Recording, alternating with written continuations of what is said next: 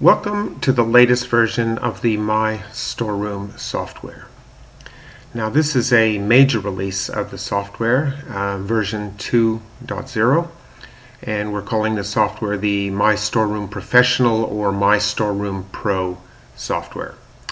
The reason for this is that there are a number of changes that have been made to the software based on input from our customer base.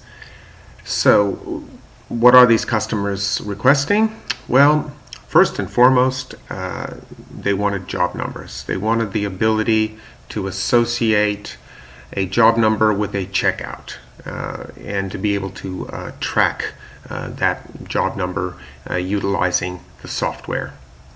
The second thing that they wanted was the ability to reserve items so that when items are being checked out, if there is a due date that conflicts with one or more reservations, then the user is notified at that point in time. The third thing that was requested was from some of the storeroom managers, typically people using the software for tool rooms. They wanted to have the quickest and most efficient way to check items in, because at the end of the day there was this sort of rush of people trying to bring back stuff, and anything that could make that process faster was something that these people were requesting. Beyond that, we've also made a number of enhancements to the program to do with the management of due dates, to do with the management of consumable items, and we've also added a number of reports to the software as well. So, without further ado, let's just have a look at the software. What I'll do first is I'll go to the stock screen. And you will see that within the stock screen, I will just click here, and you will notice that there has been an item type added to the software. Now, in the previous version of the software, we had what is called an inventory item type. This is just a standard type. And as you will see down here within the stock, inventory 02 is an inventory item, and there's a quantity of 9 in the storeroom. Inventory item 01 has 4 in a storeroom and 1 out to a user, etc. Consumable items, quite similar. You can have whatever quantity you want of a single barcode of item, but typically these items are not checked back in, and one of the changes that we have made is we no longer show consumables by default in the stock screen. If you click show consumables, you will notice that they show up, but because it was getting a little bit crowded on that screen, we have now put in this button up top to change that. The third type of item is the unique item, and now the unique item has been introduced so that you are able to do things like reserve items, do bulk check-ins and that sort of thing, associate job numbers. The reason we've made it a unique item is because then you can assign unique qualities to that item, and typically your unique items will be your higher ticket, your more expensive items that you want to manage just that little more closely.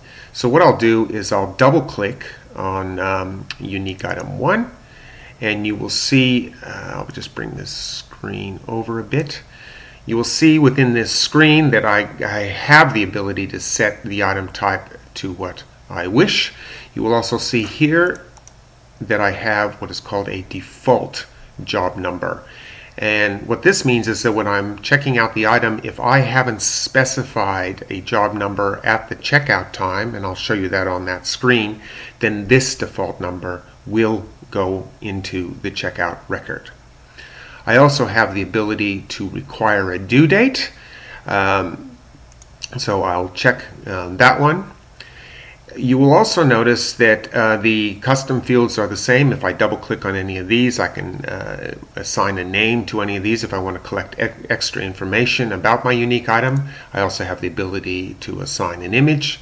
But more importantly, now I can see all of the reservations that this item has in the future, and I can also see a complete history of what has happened to this item. And finally, near the bottom of the screen, you will also see that I have the ability to put in a cost of the item.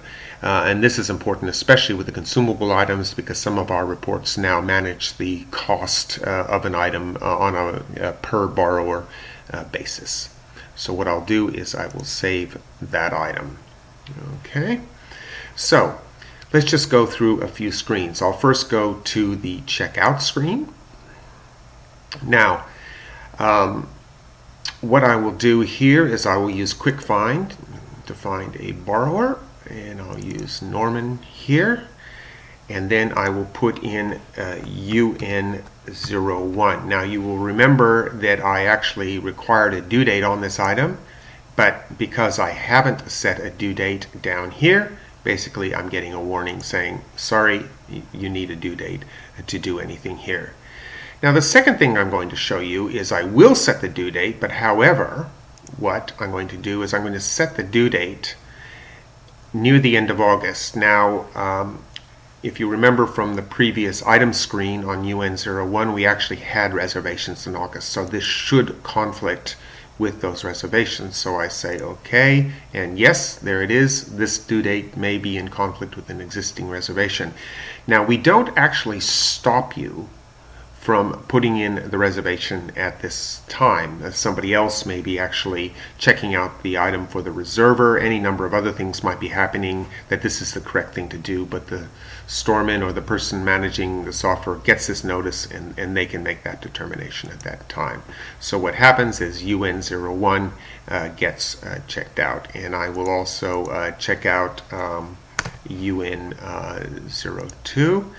And now that looks pretty good. So what I will say is finish checkout, and up comes the finish checkout screen, and I'm looking pretty good. Okay, now within the check-in screen, that has remained pretty much the same. So what we'll do is we'll go straight to the bulk check-in screen. Now with the bulk check-in screen, all you can check in is unique items. So if I try to check in IN01, what you see is I get an error that comes up on this side saying item not unique. Now notice that there's no pop-up screen or any of this sort of thing. This screen has been designed for speed, so the storeman must keep an eye on the error side of the screen. So what we will also do is we'll try to check in UN01. That's fine, no problem at all, and it automatically works out that the borrower was Norman, and UN02 also borrowed by Norman. UN03, no, that was not checked out to a borrower, so that goes into the error screen. And finally I'll just type gobbledygook into here, and that becomes an item not found error. So once the storeman has checked in a number of these, they have a complete view of what exactly has been checked in, and similarly they get an idea of what is in error within the screen. So at any point in time you can view these errors. A notepad will pop up with that information, and similarly you can view the check-in, and notepad and you can pop up, and you can save that information, you can print it. Similarly, you can clear this information, just click clear. Same thing here, and that's basically how the bulk check-in screen works. Okay, let's have a look at the reservation screen. Now the item that has the most reservations is UN01. I click return here, and what we will see is that there are 4 reservations going through the various dates. If I want to see past reservations, all I need to do is say show all, and it'll also show reservations that have occurred in the past. Obviously, we don't want to show that at all times, because as the reservations continue to grow, that becomes quite a load. Now, a screen others may prefer to use is the calendar screen. It's an absolutely stock standard calendar screen. You can go back and forth. There's that previous reservation we talked about, and here's forward. To create a reservation, you put in the barcode number, then you select the reservation dates. So if I select a reservation date, let's say I select the 10th of August, which is right in the middle of a reservation, you'll see that I get an error. However, if I select something like the 23rd of August, and lo and behold, that's fine. That's a completely open date. I'll put in a borrower. How about Nikki? Yep. And the reservation where where it'll be picked up is in the main storeroom. I click reserve item. Do I want to add a comment? Sure. Make sure it is clean. Boom. And there it is, and that's the reservation. Now, with this, I can also edit a reservation. So I can click here and then click edit, and basically it's the same sort of a thing. I can add a day to that. You can see all the information has been populated within the screen, and now it's a 2-day reservation. I can delete reservations, I can duplicate them, etc. So a very simple but a very powerful reservation ability. So this brings us back to the stock screen once again. So I'm just looking at inventory 01, and I worked out that I'm really not that happy with that due date. I should have put in the 4th. Now I have the ability to do that in bulk, so I just click this little calendar. I click the 4th. I click OK. It basically checks to make sure that that's what I want to do, and lo and behold, the due date has been changed to the 4th. So that's basically the changes to these first 5 screens. We also have added the ability to export reservation information from the export screen. We've also created a number of new reports to do with the unique items, to do with job numbers, and to do with reservations. All of these have the ability to track various information to do with this new functionality, and as I indicated before, there will be more reports coming on that. That basically concludes the functionality on this version of my storeroom, the My Storeroom Professional. I thank you for your time.